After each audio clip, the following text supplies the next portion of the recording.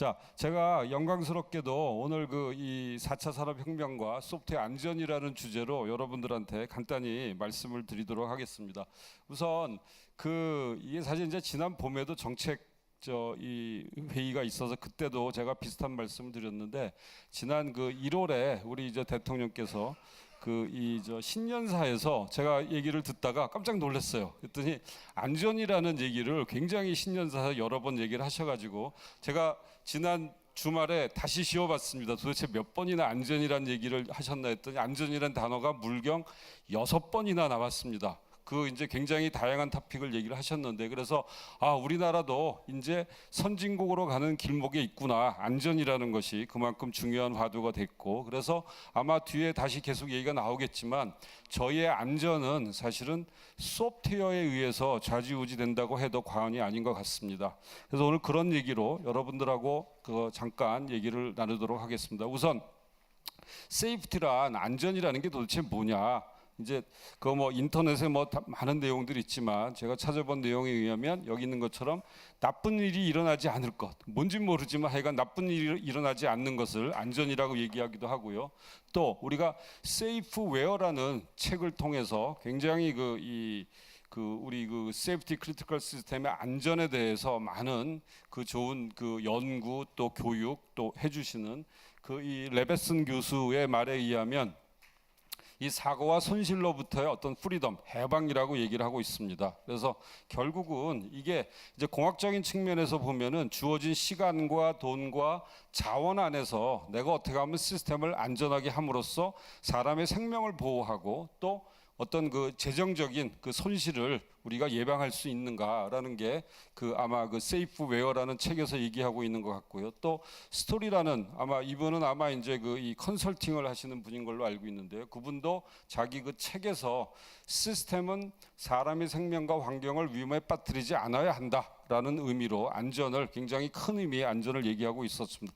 저희가 생각하는 안전도 크게 다르지 않으리라고 생각을 합니다. 제가 이 안전한 사회에 대해서 감히 제가 시대적인 변화를 또 인터넷에서 뒤적뒤적거려 보니까 이런 내용이 나왔는데, 옛날 원시 시대에는 아시겠지만 일단 안전이라는 게 일단은 의식주를 기본적으로 해결하는 게 안전이지 않았나 싶습니다. 일단 사냥을 해서 먹어야 되고 또 불을 피워서 또 다른 동물로부터 나를 보호해야 되는 그런 시대에 안전이 있었고, 중세 시대에는 이제 이게 아마 유럽의 굉장히 고성 중에 하나인 걸로 알고 있는데, 그 성 안에 이제 이 사람들을 불러들여서 외침으로부터 보호하는 이제 그런 안전도 있었고, 또 이제 20세기에 와서는 이제 국가를 보호하기 위해서 또 우리 시민을 보호하기 위해서 굉장히 무기 경쟁을 많이 했던 것 같아요. 그래서 아마 20세기의 안전은 저런 모습이었던 것 같습니다. 자, 그런데 21세기에 지금 우리가 살고 있는 시대의 안전은 과연 무엇일까? 그래서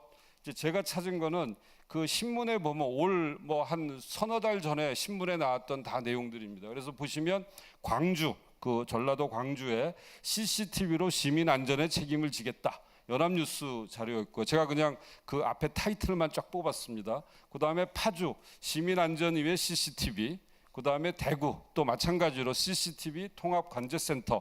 그래서 이게 이제 딱 보면 우리나라에서의 이 안전은 CCTV를 통해서 되는가 보다라는 생각이 이제 사실은 제가 이제 그렇게 타이틀을 좀 뽑은 거고요.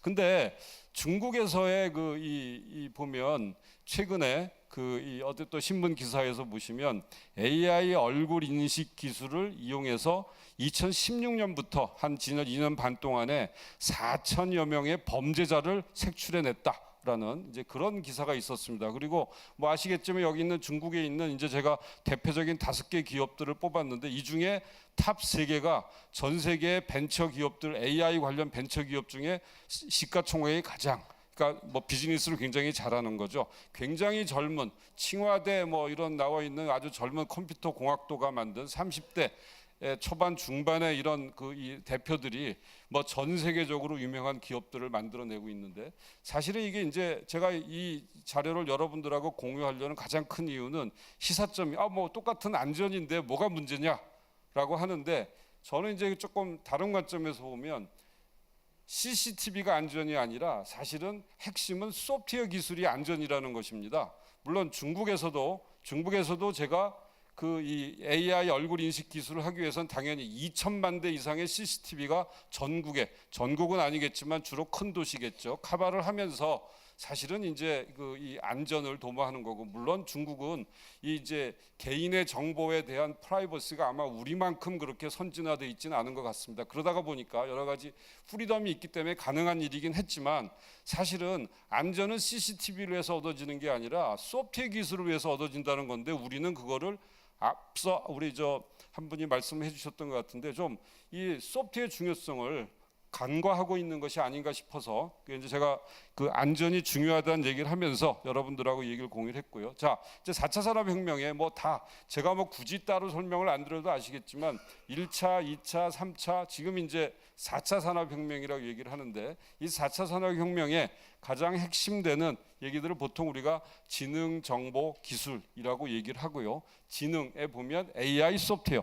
저는 사실은 개인적으로 이거 제가 만든 건 아니지만 AI 소프트웨어라는 부분에 대해서 약간 조금 100% 동의는 못합니다. 왜 못하냐면 AI도 제가 보기에는 소프트웨어 일부라고 보여지기 때문에 굳이 저렇게 AI 소프트웨어를 나눠야 되느냐라고 생각을 하지만, 그건 저 개인적인 생각이고, 어쨌거나 지능 또 정보 뭐 빅데이터, IoT, 클라우드, 뭐 4차 산업혁명의 대표적인 기술로 우리가 논의되는 이런 것들이죠. 그래서 앞서 다시 중국의 AI 그 인식 기술을 보면 여기에 나와 있는 AI 소프트웨어, 빅데이터, IoT는 뭐 조금 IoT도 마찬가지 센싱을 해야 되니까 클라우드까지, 이게 사실은 집약돼서 중국의 어떤 범죄자를 색출하는 그런 모습으로 쓰이고 있는 거고, 그런 반면에 이제 우리는 어떤 면에서는 사실은 어떤 면에서 중국보다 조금 뒤처진 거 아니냐라는 경각심을 저 스스로도 갖게 하는 것 같습니다. 그래서 이제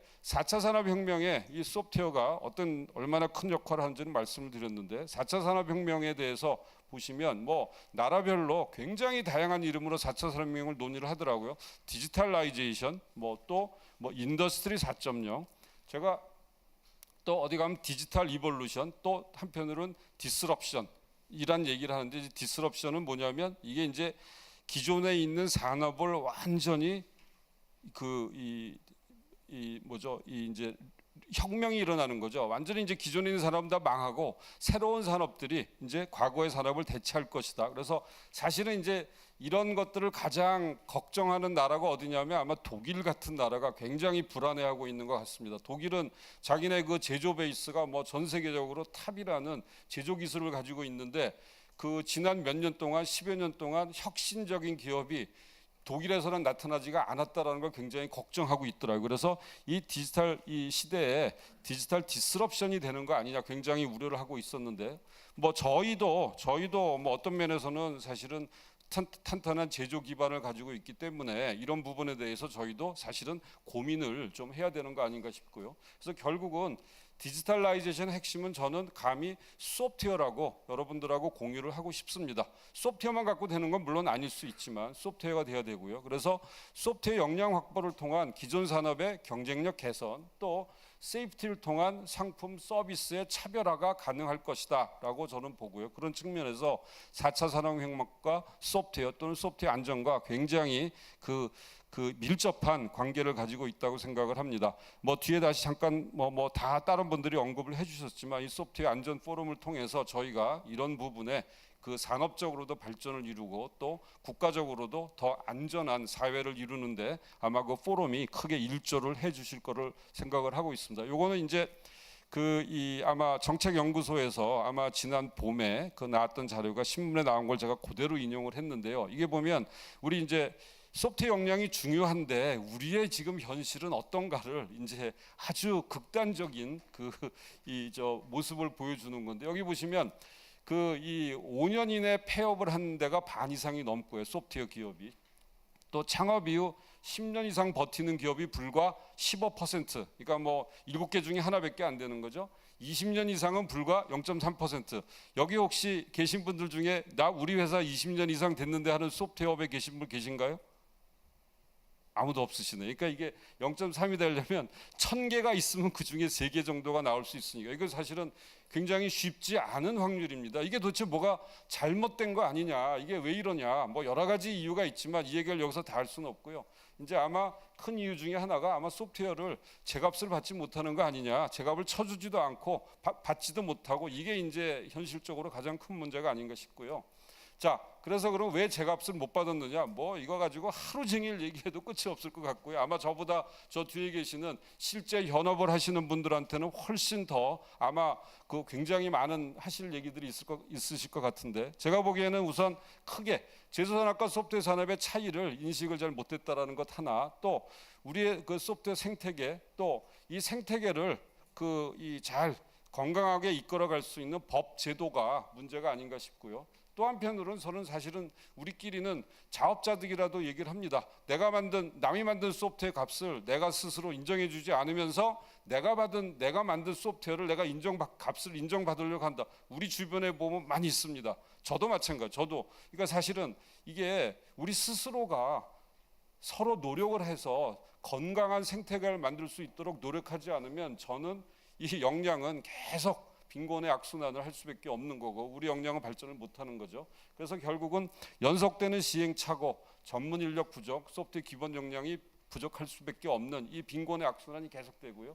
결국은 이 어떤 의미에서 보면 아주 그 높은 앱스트랙하게 추상적으로 보면 소프트웨어에 대한 인식 부족이고, 이 안전 사회는 사실은 CCTV를 통해서가 아니라 소프트웨어 기술을 통해서 가능하다라는 걸 우리가 인정을 하고 거기에 맞는 법 제도를 만들고 여러 가지 노력을 하는 것이 중요하지 않을까 생각을 하고요. 자, 그럼 선진국에서는 어떠냐? 뭐 선진국에도 실패 사례들은 무지하게 많죠. 근데 뭐 여러 가지 성공 사례들을 보면, 또 소프트웨어 역량에 대한 인식, 중요성을 인식한 사례들을 보면 뭐 소프트웨어가 온 세상을 먹고 있다. 또 뭐 우리 BMW, 뭐 골드만삭스 같은 우리가 보기엔 소프트웨어 기업이 아닌 그런 기업들조차도 우리는 소프트웨어 회사다라고 얘기를 할 만큼 소프트웨어의 중요성이 인식이 되고 있죠. 이 대부분의 여기 이제 우리가 보통 팡이라고 얘기하는 성공적인 혁신 기업들을 보면 지난 거의 한 10년 사이에, 물론 애플 같은 경우에는 다르지만 나타난 기업들은 대부분 소프트웨어로 사실은 그 회사의 값어치를 높이고 많은 이익을 내는, 뭐 참고로 애플은 사실은 이게 소프트웨어 회사냐 하드웨어 회사냐 말이 많지만, 애플 같은 경우에 아마 뭐 많이 화제가 됐었던 내용이죠. 저 스마트폰에 물론 실제 그 대수로는 전 세계 20% 정도 내외인데 전 그 순이익의 약 85% 거의 90% 가깝게를 애플이 다 독식을 하는 큰 이유가 뛰어난 소프트웨어 기술을 가지고 있기 때문이라는 건 우리가 다 알고 있는, 우리가 간과할 수 없는 그런 얘기인 것 같습니다. 자, 그럼 이제 우리는 어떻게 할 거냐 이 와중에. 그래서 또 우리 사회의 안전을 어떻게 확보하나 이렇게 보면, 저는 사실은 안전뿐만 아니라 이 4차 산업혁명의 경쟁력도, 우리는 튼튼한 제조 베이스를 가지고 있고요. 여기에 소프트웨어에 우리가 이 통한 경쟁력을 확보하는데, 그 중에 하나가 다 그것만은 아니지만 저는 세이프티를 통해서 저희가 만드는 제조물을 훨씬 더 안전하게 만들어서 우리가 차별화를 할 수 있다면 아마 4차 산업혁명도 우리가 충분히 발전시킬 수 있을 거라고 생각을 하고요. 그래서 저는 우리에게 아직 기회는 있다. 바로 소프트웨어 세이프티 역량이 답이고, 소프트웨어 세이프티 역량을 소프트웨어 기본 역량 플러스 세이프티 역량이라고 감히 얘기를 드리겠습니다. 그래서 이제 이게 도대체 그럼 어떤 시장이 우리한테 있느냐라는 거를 굉장히 큰 의미에서 보니까, 세계적인 소프트웨어, 아직 전 세계적으로 소프트웨어 결함 때문에 생겨나는 피해가 어마어마하게 많아요. 그래서 제가 이제 인터넷상에서 뭐 과거를 아니라 지난 1월부터 6월까지 6개월 동안에 주요 나와 있었던 결함의 문제들을 뽑아보니까 480만 대의 자동차 리콜, 그 다음에 675편의 비행기 항공편이 캔슬됐고, 45만 명의 암 스크리닝하는 미스가 생겨가지고 이분들이 스크리닝을 못 받았어요. 또 아마 이거 우리하고도 관련되죠. 지난 봄엔가 하와이에 미사일이 날라온다고 오보가 얼람이 떠가지고선 막 한번 발가닥 뒤집힌 적이 있었는데, 이것도 사실은 소프트웨어의 문제고요. 그 다음에 우버에, 아까 이제 무인자동차 말씀에 우버에서 무인자동차가 보행자를 잘못 인식해서 인명 사고가 난 케이스들이 이제 주요의 소프트웨어 결함이고요. 그래서 이제 뭐 이게 우버 자율주행차 사망 사고인데요. 뭐 이 얘기는 제가 길게 안 하겠습니다. 이게 이제 사실은 뭐 이게 소프트웨어 결함의 문제이냐 뭐 여러 가지 이슈들이 있는데 이것도 사실은 이게 우리가 그 이 언맨드 그 이 무인 자동차를 쓰게 되는 경우에 사람보다 훨씬 더 안전을 우리가 담보할 수 있어야 된다고 생각을 하고요. 거기를 위한 많은 우리 노력들이 필요할 것 같습니다. 그래서 소프트웨어 결함의 문제라면 당연히 결함을 해결해야 되는 거고 또 소프트웨어를 통해서 훨씬 더 수동적이 아닌 능동적인 안전사고 예방 노력을 할 필요가 있다라고 생각을 합니다. 그래서 이제 자동차 얘기가 나와서 자동차 관련해 가지고 이제 소프트웨어 결함 문제를 2018년도 얘기를 이게 이제 NHTSA가 미국의 우리 같으면 이제 고속도로 무슨 이 관리국 같은 데서 조사한 자료에 의하면 뭐 이제 이 자동차 소프트웨어 결함으로 생기는 문제들이 어마어마하게 많고요. 제가 재미있는 거는 이 세 번째 거는 이게 이제 우리나라에 있었던 BMW 그 막 그 화재 나는 것도 여기서는 이제 이거는 이제 사실은 확정된 건 아니지만 여기에 그 이 외국 사이트에도 올라와 있더라. 이게 이제 소프트웨어 문제일 거 수도 있다라는 아마 전문가의 의견들을 올려놓은 것 같습니다. 그래서 뭐 이건 이제 비행기 사고예요. 비행기 사고는 또 이게 이제 우리하고는 관계가 없지 않느냐라 비행기는 안 타면 되지 않느냐 물론 그럴 수는 있지만 요거는 한 해의 문제가 아니라 지난 그 뭐 비행기를 우리가 타면서부터 가장 큰 사고들을 쭉 이제 10개를 이제 조사를 해놨는데요. 불행하게도 우리나라의 비행기 사고가 2건이 이게 제일 밑에 게 제일 큰 사고입니다. 인명피해 가장 컸던 거고 두 번째 네 번째로 우리나라 비행기 사고가 올라와 있어요. 근데 이것도 보면 이제 컴퓨터 에러라고 되어 있는데 사실은 그 안에 내용을 가만히 들여다보면 복합적인 사람의 실수 또 시스템의 실수 또 그 중에는 컴퓨터 소프트웨어의 실수 이런 부분이 복합적으로 연결돼서 결국은 이런 문제가 다시 얘기하면 저희가 안전에 대해서 충분히 대비를 하면 저희가 얼마든지 이런 사고도 미연에 방지할 수 있을 것이라 저는 생각을 했었습니다. 그래서 이제 그럼 소프트웨어 결함이 이제 세이프티에 미치는 영향이 뭐냐? 앞서도 제가 세이프티는 사람의 인명, 재산적인 피해가 나지 않도록 하는 게 안전이라고 얘기를 했는데요. 소프트웨어 페일리어로 인해서 일어나는 재정적 손실 2017년도에만 저기 단위가 제가 하도 커가지고 저게 도대체 얼마인가 1.7 트릴리언 US 달러인데 대충 계산해 보니까 우리 돈으로 그게 한 2천조 정도 되는 것 같아요. 우리 돈으로 계산하면 이게 뭐 1년에만 손실인데 또 재밌는 거는 이 트렌드가 점점 늘어나가지고 막 소프트웨어를 워낙 많이 쓰게 되다 보니까 이게 이제 막 늘어나는 거죠. 그래서 제가 이제 머릿속의 생각은 저희가 만약에 결함을 줄일 수 있고 뭔가 좀 더 세이프한 세상을 만들기 위해서 우리가 연구 노력을 잘 한다면 우리 산업적으로도 자 이런 2천조 정도의 손해가 나는 거를 저희가 5년 안에 한 1%만 저희가 시장으로 가져오면 20조 10년 안에 저희가 10%만 가져오면 200조라는 시장을 저희가 움직일 수 있는 그런 파워가 그런 역량이 바로 이 소프트웨어 쪽에 있다라고 저는 생각을 하게 되었습니다. 물론 이건 제 머릿속 계산이기 때문에 하여간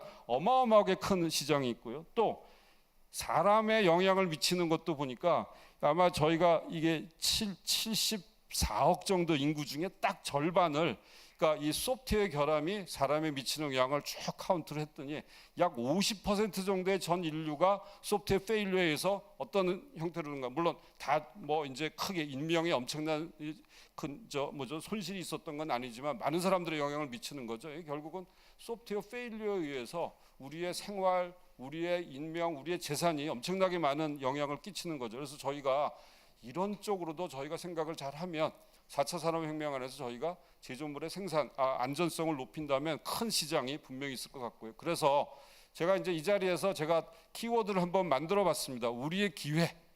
그래서 제가 이제 용어를 하나 만들어봤는데요. 여러분들 아마 이거 들어보신 분들 많이 계실 거예요. 이제 보시면 소프트웨어 디파인드 X라는 말을 씁니다. 그래서 X에 아마 저 같은 경우에는 제가 이제 소프트웨어 디파인드 네트워크라는 얘기를 가장 먼저 들었었던 것 같고요. 그래서 X는 뭐든지 될 수가 있습니다. 소프트웨어에서 정의된 것. 그래서 anything that is defined by software인데 제가 감히 소프트웨어 디파인드 세이프티를 저희 포럼 오늘을 시작으로 해서 저희가 소프트웨어 디파인드 세이프티 아마 제가 따로 설명 안 드려도 무슨 의미인지 아실 것 같아요. 그래서 X라는 게 꼭 무슨 서버나 무슨 데이터 센터나 이런 거에 될 필요가 없이 저희가 우리 세이프티를 소프트웨어 디파인드 세이프티로 정의를 하고 저희가 이 포럼을 통해서 여기 계신 모든 분들이 이런 소프트웨어 디파인드 세이프티를 저희가 활성화할 수 있게 노력을 해주시면 아마 저희가 원하는 4차 산업혁명의 성공도 충분히 이룰 거라고 생각을 하고요. 그래서 소프트웨어 디파인드 세이프티란 소프트웨어 영화의 안전을